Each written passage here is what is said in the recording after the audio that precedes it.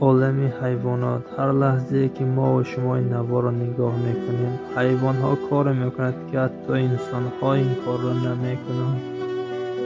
السلام علیکم دوستان عزیز، خوش آمده در کانال عالم حیوانات. این یک نوار بهترین برای شما پیشکش شما میکنم. شما حتما این نوار رو بینید تا آخرش و فکر خودتون در کامنتر نوشته گذارید. اگر شما در کانال ما اولین مرتبه باشید، اگر پادپیسات کردن رو و لایک ماندن رو فراموش نکنید. ما باشیم رولیک های بهترین رو پیشکش شما میگردونیم.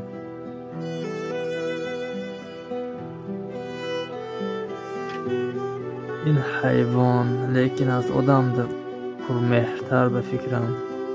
نگاه کن، یک آهو بچه در پیش نزدش عجل از احساس نگاه نکرده، رنگ مادرش فکر کرده میخواد که مکیدن و شیر خوردن مادرش میخواد.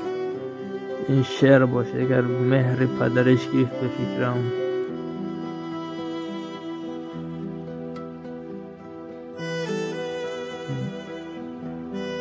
میدوند که یک گوشتی با لذت لیکن کمتر نمیخواد، دلش نکشید است. این مهر از این بزرگی الله هست. یا الله، آدم در این واقعه دیدن حیرت میآید. افسوس صد افسوس، این روز من و شما میبینیم آدمانی که در زیر پا افتادن، ما و شما نگاه نمیکنیم. اینها باشه نگر حتی حمایت میکنند، میدانند که گوشت برای خوراکی خودشان نه. ببین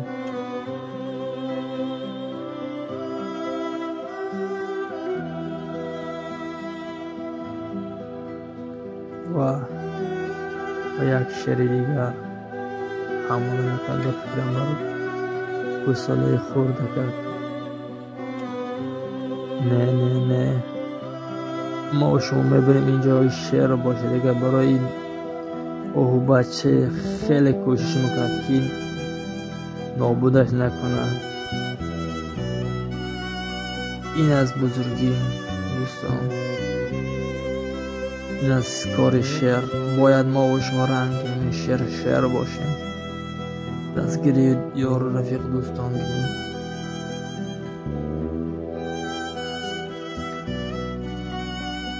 با کانال ما باشید، ویدیوهای بهترین رو پیشکش شما میکنیم. خانه آباد باشید دوستان، خانه آباد باشید.